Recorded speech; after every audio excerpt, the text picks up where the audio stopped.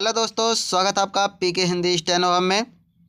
चलिए हम अब यूपी ट्रिपल एससी स्टेनोग्राफर को एक नए अंदाज में स्किल टेस्ट तैयार करते हैं, जिसमें हम अपनी नई श्रृंखला चालू करने जा रहे हैं।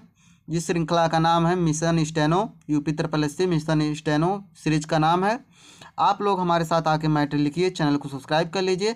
इसके साथ जो भी हार्ड वर्ड रहेगा हम उसकी आउटलाइन भी मानक प्रणाली में बना के देंगे। और जिनकी भी प्रणाली, चाहे वो ऋषि प्रणाली हो या कोई अन्य प्रणाली हो, उसकी हम जो हार्ड वर्ड रहेंगे उसे हम छाँट के अपनी बुक में यहाँ पे आगे वीडियो में देंगे। आप लोग जिनकी मानक प्रणाली से अदर दूसरी प्रणाली है वो लोग वर्ड लिख लेंगे और आउटलाइन अपनी खुद बना लेंगे। यहाँ पे मानक प्रणाली वालों के लिए तो बल्ले बल्ले है। यहाँ पे उनके लिए हम फ्री में, कोई इसका पे चार्ज नहीं है। यहाँ पे यूट्यूब पे फ्री एकदम वीडियो आराम से आ रहा है। आप लोग मैटर लिखिए, मैटर को ट्रांसक्राइब करिए। उसके बाद ट्रांसक्राइब करने के बाद जो भी हार्ड वर्ड लगे आप लोग बनाइए। यदि आप लोग कहीं से और अदर से कहीं भी मैटर आप लोग लिख रहे हैं, कोई हार्ड वर्ड आपको फंसता है, तो आप लोग हमारे टेलीग्राम पे मैसेज कर सकते हैं। टेलीग्राम का हमारे नाम देखिए, यहाँ पे @PK हिंदी स्टेनो हब, ये हमारे चैनल जो टेलीग्राम चैनल है उसका नाम है।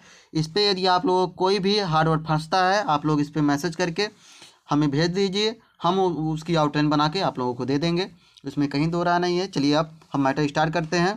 मैटर चालू करने से पहले आप लोग चैनल सब्सक्राइब कर लीजिए और जो भी हार्ड वर्ड है आराम से बना के आप लोग जो लिखिए। चलिए मैटर 5 सेकंड बाद स्टार्ट होगा।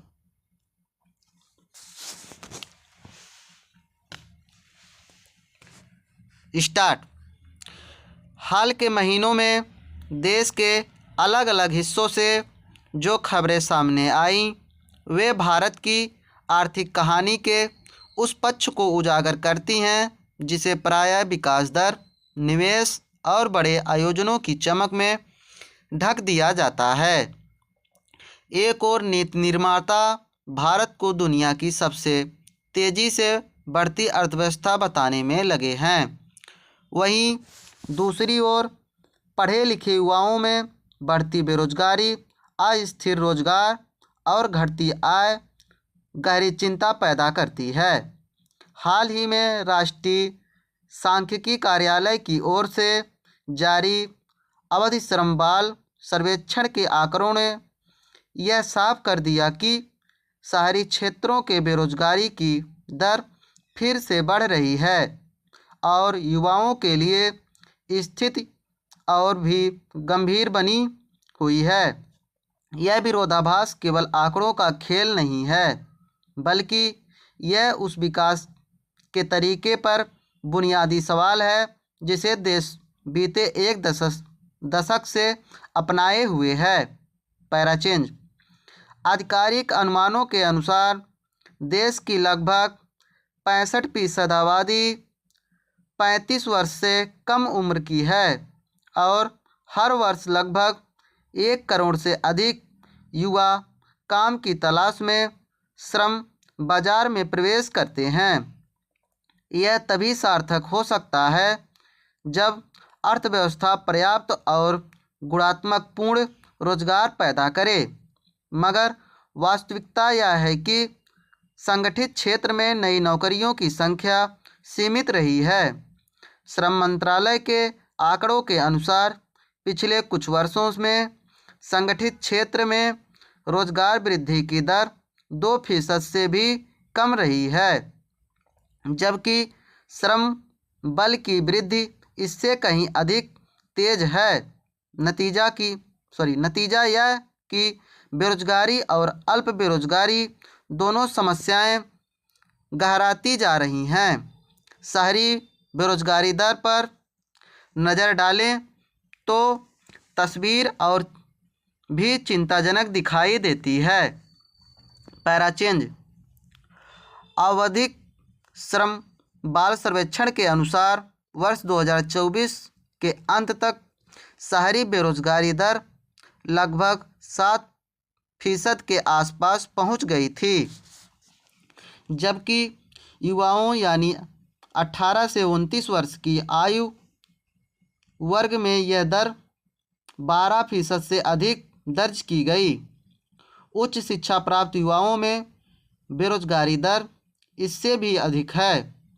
इंजीनियरिंग, प्रबंधन और सामान्य स्नातक डिग्री रखने वाले लाखों युवा या तो काम की तलाश में भटक रहे हैं या अपनी योग्यता से बहुत कम वेतन और अस्थिर शर्तों पर काम करने पर मजबूर हैं।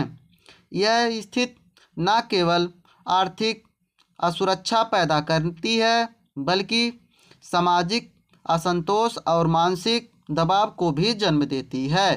Para change.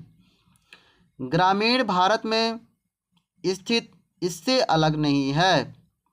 कृषि पर निर्भर आबादी का अनुपात अभी भी लगभग 45% है, जबकि कृषि पर योगदान सकल घरेलू उत्पादन में 15% से भी कम रह गया है। इसका अर्थ यह है कि बड़ी संख्या में लोग कम उत्पादकता वाले क्षेत्र में फंसे हुए हैं।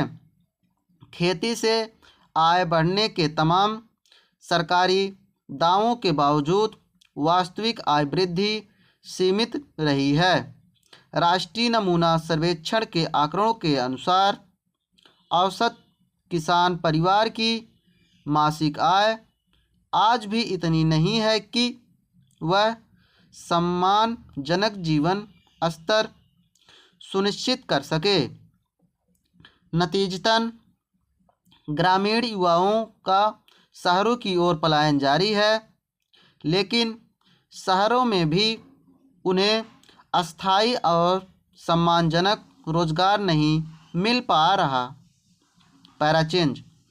पिछले एक दशक में सरकार ने रोजगार संकट से निपटने के लिए कई योजनाएं शुरू की। कौशल विकास मिशन और आत्मनिर्भर भारत जैसे कार्यक्रमों का उद्देश्य नई नौकरियां पैदा करना और उद्यमियों को बढ़ावा देना बताया गया। इन पहलों से कुछ सकारात्मक परिणाम भी सामने आए हैं। स्टार्टअप इंडिया के तहत 2 लाख से अधिक नए उद्यम पंजीकृत हुए हैं और इसके माध्यम से प्रत्यक्ष और अप्रत्यक्ष रूप से लाखों रोजगार सृजित हुए हैं। Full stop.